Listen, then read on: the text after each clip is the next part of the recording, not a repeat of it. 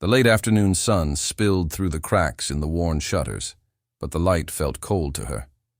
She sat on the edge of the narrow bed in her parents' house, fingers twisting the hem of her dress as voices rose in the next room. She had grown up listening to her parents' quarrels about money, land, and survival. But this was different. This time she was the subject. Her name was Clara, and until a year ago she had been her parents' pride. At 20, she was supposed to be preparing for marriage, raising a family, carrying on their name. But after a string of failed engagements and a visit to the doctor that confirmed her worst fears, her parents learned what Clara had long suspected. She might never bear children. The word, infertile, had been like a curse. The town whispered, "It." Suitors withdrew. Her parents' disappointment turned into bitterness. In their eyes, her value had withered, as though her womanhood itself had been stolen. Now, as she listened through the thin wall, Clara felt the words burn. "She's useless to us," her father muttered.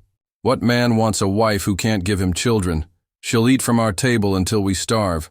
Her mother's voice, colder still, replied, "There are men in the logging camps who don't care about such things. Hard men, men with money. If she can't give us a grandchild, at least she can bring us coin." Clara's stomach dropped. She pressed her hand to her mouth to keep from crying out. Was she no more than livestock to be bartered away? When the door finally opened, her father's shadow fell across her. "Pack your things," he said without meeting her eyes. "Someone's coming for you." The words shattered something inside her. For a moment, she thought to protest, to beg them to see her as their daughter again. But one look at her mother's cold, unflinching face told her it was useless. Hours later, she was led outside. A wagon stood waiting on the road, a stranger holding the reins. His face was obscured by the brim of his hat, his hands calloused and rough from labor. Clara's parents spoke in hushed tones with him, exchanging words she couldn't hear and a purse she couldn't see. When her father gave a final nod, Clara understood. They had sold her. The stranger extended a hand to help her onto the wagon. She hesitated, heart pounding, but behind her, her father's voice barked, "Go." With trembling steps, she climbed aboard. The wheels creaked, the horses pulled, and the house she had called home all her life grew smaller behind her. She did not look back, not because she didn't want to, but because she knew it would break her. The journey was long, the silence heavy. She kept her hands folded in her lap, staring at the endless stretch of pine trees. Every bump in the road jolted her body, but it was nothing compared to the ache in her chest.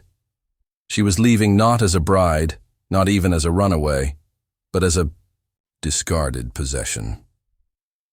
As the wagon wound deeper into the forest, Clara wondered what kind of man would buy a woman like her. Would he be cruel? Would he treat her as her parents had? Something to be ashamed of? Something to trade away when useless? She swallowed the lump in her throat and lifted her chin, if only to convince herself she still had a shred of dignity left. Whatever awaited her in the woods, she promised silently that she would endure. She had no choice. The stranger said little until the campfires of the logging town flickered in the distance. Then, in a quiet voice, he finally spoke. "You won't have to fear me, miss." The words startled her. For the first time that day, Clara looked up into the shadowed face of the man who had taken her away from everything she had known. His expression was unreadable, but his tone carried neither mockery nor cruelty, only a strange, guarded gentleness. And though she didn't yet believe him, a fragile spark of hope lit in the ashes of her broken heart.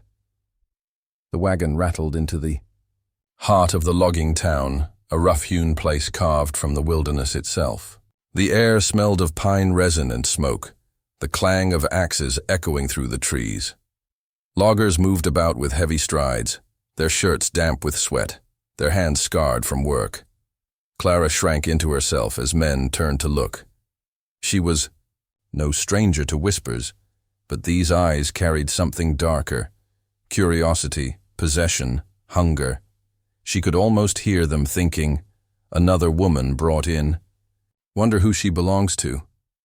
The man who had driven her wagon, tall, broad, with shoulders shaped by years of felling trees, helped her down. His grip was firm but careful, as if afraid she might break. He didn't drag her, didn't sneer the way some men in town did. Instead, he guided her toward the saloon, where deals were struck and futures decided. Inside, the murmur of voices dipped as they entered. Clara kept her eyes low, the floorboards blurred beneath her lashes. She could feel the weight of stares, pressing down, as though she were livestock being led to auction. At a cornered table sat her father, nervously nursing a drink. When he saw the lumberjack approach, he straightened, his eyes darting between Clara and the purse on the table. "You've got the money?" her father asked, voice gruff but eager. The lumberjack set a leather pouch on the wood with a dull thud. The sound made Clara flinch. She didn't need to look to know what it was: coins, her price, the measure of her worth. Her father snatched it up quickly, weighing it with greedy hands. "That'll do," he muttered. Without another glance at his daughter, he stood and strode out, leaving her behind like an unwanted parcel. Clara's throat tightened. She wanted to call after him, to ask how he could trade away his own flesh and blood. But no sound came, only silence. The lumberjack looked at her then. His eyes were not cruel, but searching. He seemed to be weighing her, not as one might judge property, but as a man gauging whether someone could endure the life that waited in the deep woods. "Name's Elias," he said finally, his voice low and roughened by years of shouting over sores. "You'll be coming with me." Clara gave the smallest nod, though inside her heart pounded like a trapped bird. She had no choice. As they left the saloon, a group of men lounging by the bar let out a chorus of jeers. "Elias, buying yourself a woman now," one called, laughter following his words. "Couldn't find a real bride, so you paid for one with no womb," another shouted. The laughter stung, sharp as nettles. Clara's cheeks burned. Her shame was no secret here. She was already branded, mocked for the very thing that had doomed her at home. But Elias didn't stop. He didn't defend her, nor did he join in the cruelty. He simply tightened his jaw and kept walking, his large frame shielding her from the worst of their stares. When they reached the wagon again, Clara climbed up, her hands trembling as she gripped the wooden rail. She felt the sting of tears, but forced them back. Crying here would only give them more reason to laugh. The road out of town was quieter. Elias held the reins steady, his face unreadable. After a long stretch of silence, he spoke. "Don't mind their talk. They don't know." "You." The words caught Clara off guard. She studied him from the corner of her eye. He wasn't a handsome man. His beard was thick, his skin weathered, his hands scarred, but there was a steadiness in him that was different from the men who had mocked her. Still, she kept her voice locked tight. Trust did not come easy anymore. As the wagon creaked deeper into the forest, the air grew cooler, the shadows of towering pines closing in around them. Clara wrapped her arms around herself, wondering what kind of life awaited her at the end of this road. She had been sold, abandoned, and mocked. Yet beside her sat a man who had bought her without cruelty, without lust in his eyes. A man whose silence spoke louder than jeers. What did he want with her? Why had he paid more than the others?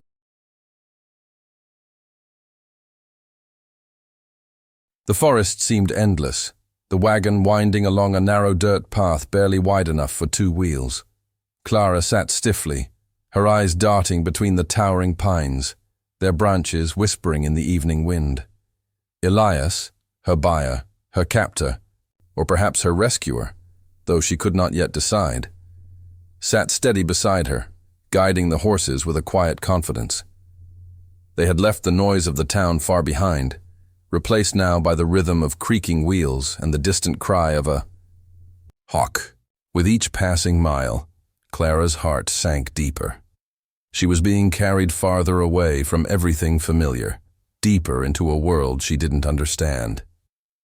At last, just as the sun began to dip below the treetops, the wagon rounded a bend and a clearing opened before them. Nestled against the backdrop of towering firs stood a sturdy log cabin, its walls darkened with years of weather, but strong as stone. Smoke curled lazily from the chimney, carrying the smell of pine wood and stew. A small barn leaned nearby, and beyond it stretched a yard scattered with tools, chopped logs, and the signs of hard living. But what caught Clara most were the children, 4 of them. They spilled from the porch as the wagon rumbled into view. A boy, no older than 12, ran ahead, his face streaked with dirt, his eyes sharp and curious. 2 younger girls followed, their braids bouncing as they skipped, while the littlest, no more than 5, clutched a ragged doll and stayed close to the cabin steps. "Pa!" the eldest called, his voice carrying across the clearing. "You're back!" Clara froze. Pa. The word hit her like a hammer. Elias wasn't just a lumberjack. He was a father. The boy's excitement faltered when he spotted Clara sitting on the wagon. His brow furrowed, suspicion replacing joy. The girls slowed, their chatter cut short. Even the youngest clung tighter to her doll, her wide eyes fixed on the stranger in their father's wagon. Elias brought the horses to a halt and climbed down, his boots crunching against the earth. "Inside now," he called gently but firmly to his children. "All of you." "But Pa," the boy began, his gaze locked on Clara. "Inside," Elias repeated, his tone brooking no argument. The children obeyed, though not without hesitation. They shuffled back toward the cabin, whispering to each other, eyes never leaving the woman their father had brought home. Clara's stomach tightened. She could feel their stares like needles in her skin. She hadn't asked for this, hadn't asked to be anyone's stepmother. Her own heart was fractured. How could she be expected to tend to theirs? Elias turned back to her, offering his hand. "Come on," he said quietly. "This is home now." She hesitated before slipping her hand into his. His palm was rough, scarred from axe and saw, but his grip was steady. He didn't drag her, didn't push. He simply guided her down from the wagon as though she was something fragile. Inside the cabin, warmth wrapped around her. The fire in the hearth cast a golden glow across the wooden walls, illuminating shelves lined with jars, a worn rocking chair, and a table big enough for a family of 5. It was not lavish, but it was alive, full of the marks of people who had lived and loved here. The children clustered near the far wall, whispering, peeking from behind one another. Clara forced her eyes away, pretending not to notice. Elias cleared his throat. "This is Clara," he said simply. "She'll be staying here. She'll help around the place." The words hung heavy in the air. The children's faces shifted from confusion to distrust to something close to anger. Clara lowered her gaze, her cheeks burning. She had been sold once as a daughter, and now she felt she was being sold again, this time as a mother. Elias, sensing the tension, spoke softer. "It's been hard for all of us, but we'll manage. Together." Clara wanted to ask him why. Why had he brought her here? Why had he chosen her, of all women, when there were surely others in town more fitting, more whole? But the words caught in her throat. Instead, she nodded once and clasped her trembling hands before her. Outside, the night began to fall, shadows stretching across the clearing. Inside, 5 pairs of eyes lingered on her, measuring her worth, wondering if she belonged.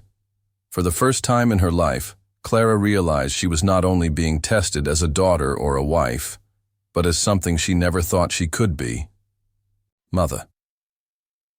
The next morning, Clara woke to the sound of small feet pounding across wooden floors and the clatter of tin cups on the table. For a moment, she forgot where she was. The crackling of the hearth, the scent of pine smoke, the faint whistle of the wind through the cabin walls. It was nothing like her parents' home.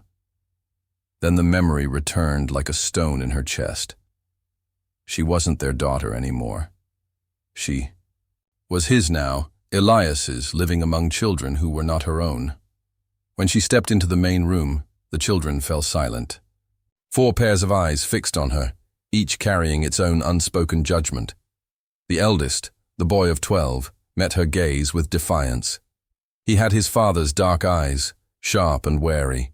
His jaw was set, as if he were already the man of the house, ready to defend it against any intruder, especially her.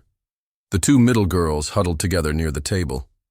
One, perhaps 9, twisted her braid nervously, glancing between Clara and her father. The other, maybe 7, whispered something behind her hand, her eyes wide and curious. The littlest, with her doll tucked under her arm, clung to Elias's leg as though Clara were a wolf who had wandered into their home. Clara's heart sank. She could almost hear their thoughts. "She's not, Mama." Elias broke the silence with his calm, steady voice. "Clara'll be helping around here. You mind? Your manners." He didn't say more, but his tone carried the weight of command. The boy narrowed his eyes. "We don't need help," he muttered. "We were just fine before." Elias's brow furrowed, but he didn't scold the boy. He only gave a quiet sigh and went to stir the pot of stew simmering on the fire. Clara stood awkwardly, unsure of her place. She wanted to reach for a cup, to pour the children water, to do something that might soften their suspicion. But when she stepped toward the table, the younger girl whispered something again, and both sisters giggled nervously. Clara froze, her cheeks warming. She felt as though she were intruding in their home, not welcome, not trusted. After breakfast, Elias headed outside to the lumber pile, leaving Clara alone with the children. The cabin seemed to shrink around her as the silence grew. The eldest boy, Thomas, she had overheard Elias call him, took it upon himself to speak for the others. "You don't belong here," he said bluntly, his arms crossed over his chest. Clara's throat tightened. She had no defense. In truth, she didn't know if he was wrong. "I'm not trying to take your mother's place," she whispered, though even as she said it, her voice faltered. "You couldn't if you tried," Thomas snapped. His sisters nodded, their little faces fierce in their grief. The words struck her harder than a slap. She turned away, blinking back tears. She wanted to tell them she understood, that she too had lost everything she had known, that she too felt unwanted. But children didn't want to hear of her pain. They only knew their own. The day wore on in strained silence. Clara busied herself with small tasks, sweeping the floor, mending a torn sleeve she found near the hearth, fetching water from the well. Each time she tried to include the children, they retreated. The youngest hid behind her sisters. The middle girls whispered and giggled. Thomas glared, always watching, always guarding. That night, as she lay on the narrow bed Elias had offered her in the small side room, Clara felt the weight of it all pressing down. She had been sold, discarded, carried into a strange home where she was nothing but an intruder. And yet, as the wind sighed through the trees outside, another thought came quietly. Perhaps this was her chance. The children did not want her, but maybe, just maybe, she could show them she was more than what the world called her. It would not be easy. They had lost their mother. She had lost her worth. But pain, she realized, might be the one thing they had in common.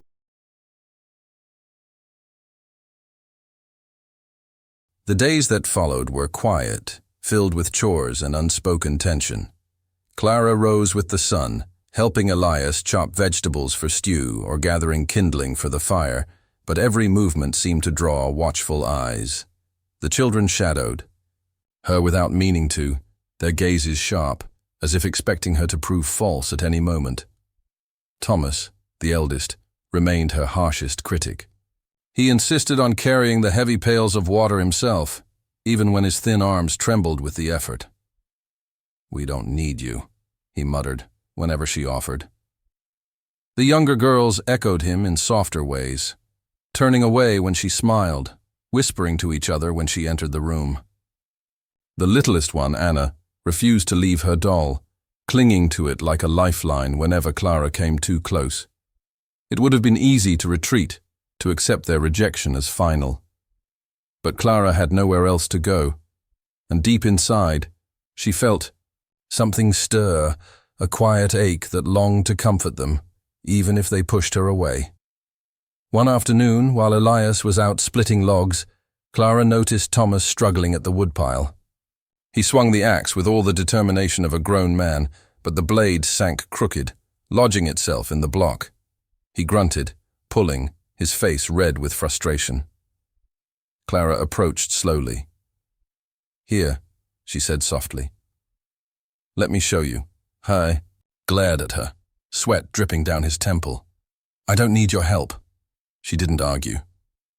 Instead, she picked up another piece of wood, positioned it carefully, and with a single, practiced motion, brought the axe down.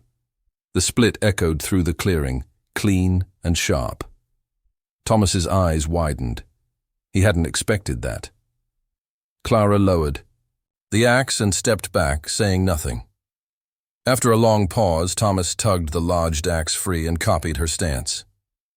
His next strike was better, not perfect, but closer. When the log split, his face lit with pride. Clara smiled but kept quiet, letting him own the victory. It was a small thing, but the air between them shifted. That evening, she found the middle girls, Lydia and Ruth, sitting by the hearth, frowning at a shirt with a torn sleeve. Their little fingers struggled with needle and thread, the fabric puckering under each stitch. Clara knelt beside them. "May I?" she asked gently. Lydia hesitated, but Ruth handed the shirt over with a sigh of defeat. Clara threaded the needle smoothly, her hands steady from years of mending her own clothes. She worked quietly, showing them how to pinch the fabric just so, how to slip the needle through without knots. Soon both girls were leaning close, their earlier suspicion replaced by fascination. When she finished, Ruth whispered, "It looks new again." Clara handed the shirt back, hiding her smile. "Now you try. You'll be better than me in no time." Girls giggled softly, their first laughter in her presence. And then, one night, it was Anna, the youngest, who broke the final barrier. A storm raged outside, thunder shaking the cabin, lightning flashing across the sky. Anna whimpered, clutching her doll, her tiny body trembling under the quilt. Clara, unable to watch her suffer, crossed the room and sat beside her. "Would you like a story?" Clara whispered. Anna peeked out from beneath the quilt, her lip trembling. Clara began softly, telling of a little bird who had lost its nest in the storm, but found a safe home beneath the shelter of the trees. Her voice was low, soothing, carrying over the crackle of the fire. Slowly, Anna's breaths steadied, her tiny hand clutching Clara's sleeve instead of her doll. When the storm finally passed, Anna was asleep against her shoulder. Clara's heart swelled, fragile and full. For the first time in years, she felt she was not useless, not cursed. She could not bear children, but she could nurture. She could give comfort. When Elias returned from checking the barn, he paused at the sight, his youngest resting peacefully in Clara's arms, the older children watching quietly, no longer, with suspicion, but with something softer. Their eyes met across the firelight, and for the first time since she had come into his world, Clara saw in Elias's gaze something that eased the ache in her chest. Respect. And perhaps, just perhaps, the beginning of trust. By the time spring began to melt the last of winter's frost, Clara had settled into a rhythm within the cabin. She rose early to light the hearth, baked bread alongside the girls, and fetched water with Thomas when Elias was gone to the woods. Anna often trailed after her now, her little hand curling easily into Clara's, as if it had always belonged there. But peace in the forest could not shield her from the tongues of the town. Elias made regular trips into the logging settlement for supplies, and on occasion he brought Clara and the children along. The first time she stepped into the general store with them, she felt the weight of every gaze. Women leaned closer to whisper. Men smirked over barrels and sacks of flour, and though no one spoke outright in front of her, she could feel the scorn humming in the air. She knew what they said. She had heard it before. Barren, bought, not worth. A dowry, not fit to bear a man's legacy. That day, as Clara helped Ruth count coins for sugar, a sharp laugh carried from the back of the store. "Can you believe it?" One woman hissed to another. "A lumberjack with 4 children, bringing home a wife who can't give him any more. What good is she? Nothing but another mouth to feed."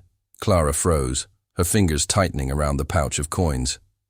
She wanted to turn, to shout, to defend herself, but her throat locked, her face burning. She lowered her eyes, pretending she hadn't heard. The words followed her out of the store, clinging like burrs to her dress. That night, as she washed dishes by the firelight, she couldn't stop replaying the whispers. Her hands shook as she scrubbed, her reflection in the water blurring through tears she refused to shed. Thomas noticed first. He stood in the doorway, arms folded, watching her. For once, his sharpness was gone. "They were talking about you again, weren't they?" Clara stilled. "You heard?" "I always hear," he muttered, bitterness in his young voice. "They think Pa's a fool." Clara's chest ached. "And do you?" Thomas looked at her for a long time, his jaw tight.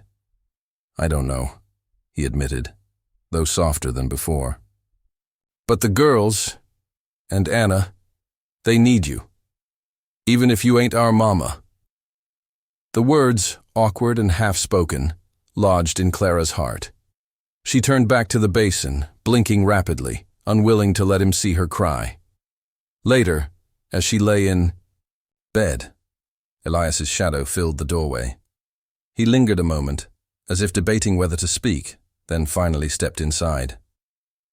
"You heard them today," he said, his voice quiet, roughened with anger he was trying to hide. Clara swallowed hard, staring at her folded hands. "They're only saying the truth." "No," Elias said firmly, so firmly that she dared to look up at him. His eyes burned with something she hadn't seen before, not pity, not indifference, but fire. "Truth is, I don't need more children. I already have 4. Truth is, they need someone with patience, someone who sees them, someone who doesn't give up when it's hard. You've given them that." Her breath caught. "But He shook his head, stepping closer. "I didn't bring you here to give me more heirs, Clara. I brought you here because I needed someone who understood what it means to lose everything, and still choose to care anyway." For a long moment, neither spoke.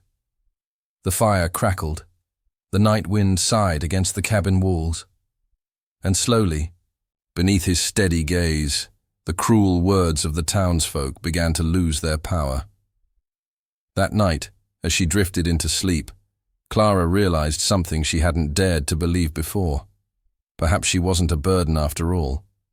Perhaps, in this place of shadows and pine, she was finally.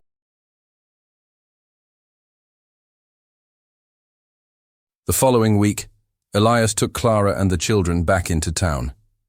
Supplies were running low, and though Clara dreaded the whispers, she could not avoid them forever. She walked close to Anna, holding the little girl's hand, while Ruth and Lydia skipped a few steps ahead. Thomas, taller now it seemed, carried himself like a guard beside her, chin high, daring anyone to speak. But the moment they stepped onto the main street, the stares began again. Men leaning against posts, women at the well, every head turned. Clara felt the prickle of shame creep up her neck. She kept her eyes on the ground, hoping if she did not meet their gazes, their words might pass her by. It didn't work. Elias. A voice boomed from across the street. It belonged to a man named Carter, one of the loudest loggers in the camp, his chest broad and his grin cruel. He tipped his hat mockingly, his eyes sliding toward Clara. "That the wife you bought with coin? Shame you didn't get one who could give you more little ones."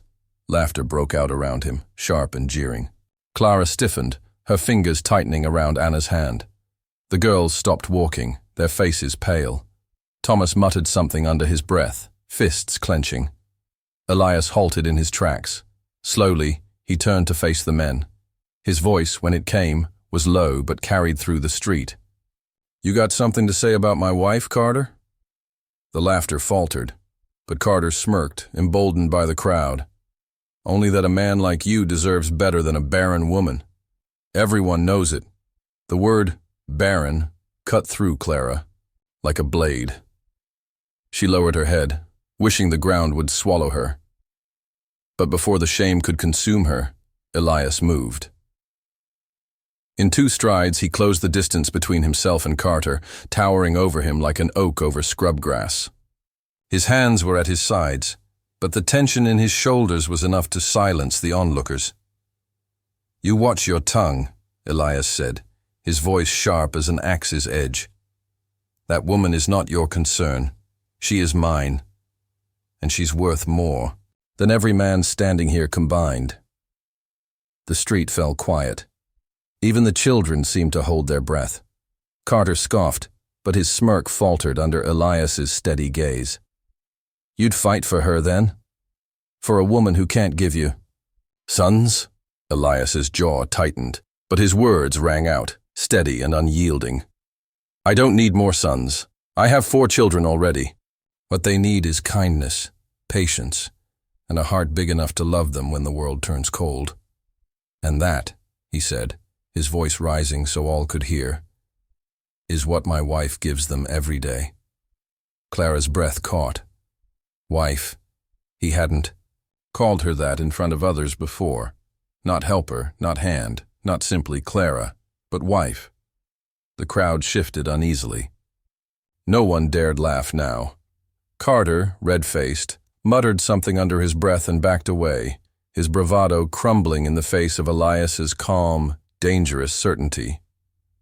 Elias turned then, gathering his children with a glance and resting a protective hand on Clara's shoulder. The warmth of it steadied her trembling knees. Together they walked on, leaving the whispers behind in silence. Later, as they rode the wagon home, Clara sat quiet, the children chattering around her. Her heart was full and aching all at once. For so long she had been branded as worthless, a woman to be pitied or mocked. But today, before the whole town, Elias had stood tall and claimed her as his own, not out of duty, not out of pity, but out of choice. That night, as she lay awake in the small room of the cabin, Clara touched her chest, where his words still echoed like a promise. For the first time in her life, she believed she was more than her scars, more than her parents' betrayal, more than her barrenness. She was a wife. She was part of a family, and she was worth defending. Spring gave way to summer, and with it came a gentler rhythm of life in the Lumberjack's cabin. The forest grew lush and green. Birdsong filled the mornings, and the children's laughter carried across the clearing more often than Clara ever thought possible. Something had shifted since that day in town, when Elias stood before everyone and called her his wife. His words had settled not only in her heart, but in the hearts of the children too. Slowly, cautiously, they began to let her in. It started with the girls. Ruth and Lydia, who once whispered behind their hands, now crowded around Clara in the evenings, asking her to show them new stitches or help them braid their hair. They watched her carefully at first, as though afraid she might snap or scold, but Clara only smiled, patient and gentle. Before long, their whispers turned into laughter shared openly with her, the sound light and sweet. Anna, the youngest, became Clara's shadow.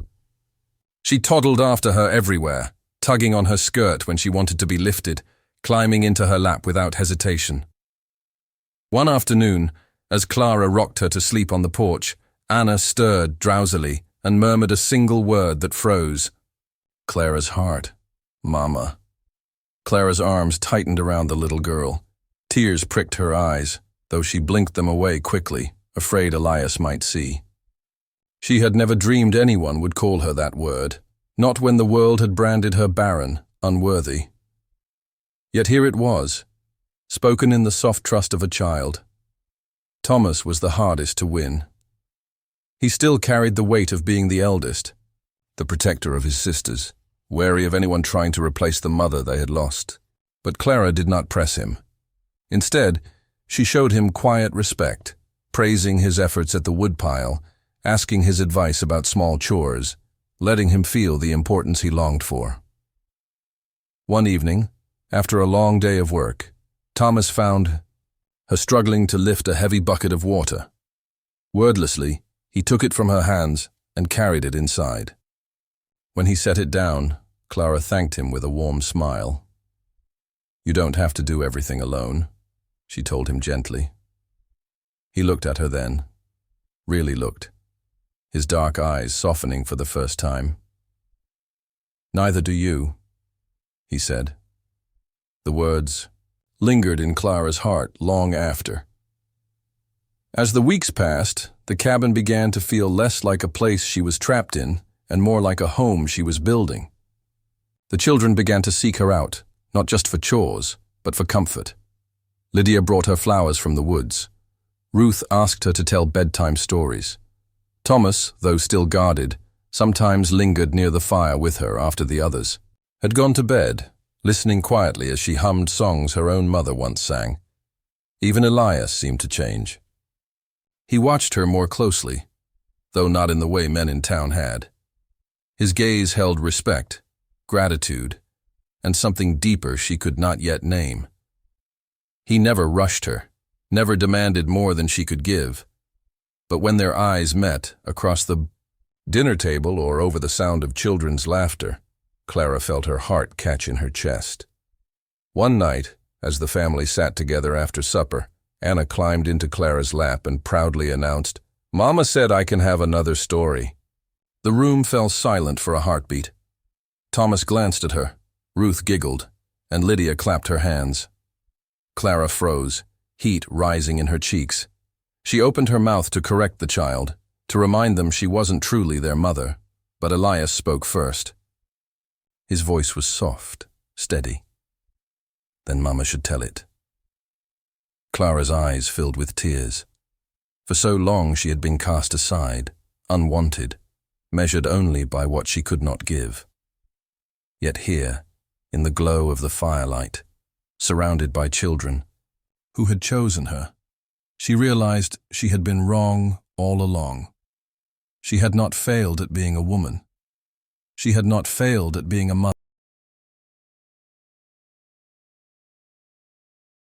The peace Clara had found in the Lumberjack's cabin felt almost too precious to last. Days passed in a warm, steady rhythm, work in the woods, meals by the hearth, and evenings filled with children's laughter. Yet beneath it all lingered a quiet fear she could not shake. Her past had a way of clawing back, and one summer afternoon it did. They had gone into town again, this time for flour, cloth, and lamp oil. Clara walked with Anna on her hip, the other children trailing behind. Elias carried the heavy sack of flour with ease, his broad frame drawing nods of respect from the men who had once jeered at him. Clara felt safer at his side, though she still kept her eyes lowered. That safety shattered when she heard her name. Clara. Her steps faltered. The voice was unmistakable, her father's. She turned slowly, her breath caught in her chest. There he was, standing by the smithy, older and thinner but still carrying the same cold hardness in his eyes. Beside him, Her mother hovered nervously, wringing her hands. The sight made Clara's stomach twist. Memories rushed back, her parents whispering about her uselessness, the look of disappointment when the healer confirmed she might never bear children, the sound of coins exchanged. When they handed her over, "What are you doing here?" Clara whispered, her arms tightening around Anna protectively. Her father's gaze flicked from her to Elias, then to the children. His mouth tightened. "So it's true. You're living with him now, playing at wife, though you're not fit to be one." The words struck like stones. Elias set the flour sack down and stepped forward, his presence towering. "Mind your tongue." Clara's father ignored him. His eyes bore into Clara, filled with bitter judgment. "You belong with your family, Clara, not hiding out here in the woods, pretending those children are yours. You shamed us once. You'll not shame us again by clinging to another man's brood."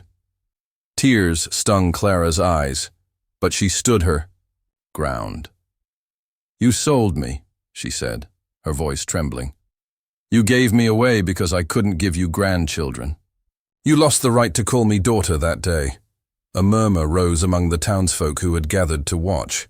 Her mother stepped forward, her voice thin. "Clara, please. We only thought it best for you. Come home with us. We can find another match, maybe?" "No." Clara's voice was steadier now.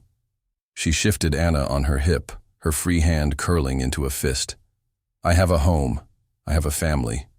And I will never go back to the people who treated me like a burden to be bartered away." Her father's face darkened. He raised his hand as if to strike her, the old reflex born of years of harshness. But before he could move, Elias stepped. Between them, his chest like a wall. His voice was low, dangerous. "If you lay a hand on her, you'll answer to me." The silence that followed was thick, broken only by the sound of the children shifting uneasily behind Clara. Carter and the other loggers from weeks before stood nearby, watching with wary eyes. No one dared interfere. Her father faltered, his hand lowering slowly. For the first time, Clara saw fear in his eyes, not of her, but of Elias, who stood unflinching, radiating the strength of a man who would not let harm touch what was his. "Come, wife," Elias said firmly, turning to Clara without sparing another glance at her parents. He lifted the flour sack and guided her and the children back toward the wagon. As they left the gawking crowd behind, Clara's heart pounded with both fear and relief. She had spoken aloud what she once thought she never could, that she had a family, that she belonged. And Elias had stood by her side, protecting her not out of obligation, but out of love. That night, when they returned to the cabin, Clara sat by the fire, shaken but stronger. She realized something important. Her past could still reach for her, but it no longer held her. Her place was here, her family was here, and she would fight for them as fiercely as Elias had fought for her. The shadows of that day in town lingered, for a while, but in their wake, something beautiful grew. Clara had stood against her parents, spoken her truth, and claimed her place. Elias had stood with her, not as her shield alone, but as her equal. The children, too, had seen it. From that moment forward, a quiet certainty settled in the cabin. They were a family. The summer rolled into autumn, the forest painting itself in rich golds and reds. Clara spent her mornings with the girls, teaching them new stitches, baking, bread, and filling the cabin with smells that reminded even Elias of a gentler time. In the afternoons, she helped Thomas with his reading, her patience softening his stubborn pride. And in the evenings, when the work was done, they all gathered near the hearth. The firelight flickered across smiling faces, laughter mingling with the crackling of wood. Clara found joy in the smallest things, the way Anna clung to her skirts and called her mama without hesitation, the way Ruth and Lydia fought over who would sit closest to her while she told bedtime stories. The way Thomas, still quiet, still guarded, would sometimes linger by her side as she sang softly, the edge in his eyes slowly melting into trust. One crisp evening, after the children had gone to bed, Elias stepped onto the porch where Clara was sitting. The night air was cool, and stars stretched endlessly above them. He stood for a moment in silence, then handed her a small carved wooden box. "What is this?" she asked, curiosity lighting her eyes. "Something I should have given you long ago," Elias said gruffly, though his voice held warmth. Inside the box lay a simple silver band, polished smooth, its surface reflecting the starlight. Clara's breath caught. Her fingers trembled as she lifted it. "I know I asked you to be my wife in front of others," Elias said, his gaze steady. "But I want you to know, you were never a bargain to me. You're not a replacement. You're not a burden. You're my partner, Clara, my wife, and I love you." Tears welled in Clara's eyes. She had dreamt of hearing those words her whole life, though she'd long stopped believing they would come. Her voice shook as she whispered, "Elias, I thought I'd never belong anywhere. But you and the children, you've given me more than I ever hoped for." He took her hand, sliding the ring onto her finger. It fit perfectly, as though it had been waiting for her all along. That night, Clara lay awake, listening to the steady breathing of the children, the soft creak of the cabin walls, and the presence of Elias beside her. For the first time in her life, she felt not just wanted, but cherished. Seasons turned. Winter brought snow piled high against the cabin walls, but inside, the warmth of love and laughter never dimmed. Clara was no longer the unwanted daughter cast aside for her so-called shortcomings. She was a mother in every way that mattered, mending clothes, comforting nightmares, cheering first successes, and holding her family close when storms rattled the forest. And though her womb would never carry life, her heart overflowed with it. She had been given 4 children who called her mother, and a husband whose love was steady as the pines. Years later, when the girls had grown into fine young women and Thomas had become strong like his father, Clara would look back on the day she was sold, the day she thought her life had ended, and realize it had been the day her true life began. Love had found her, not in the way she expected, but in the way she needed. And in the quiet strength of that lumberjack's home, Clara discovered the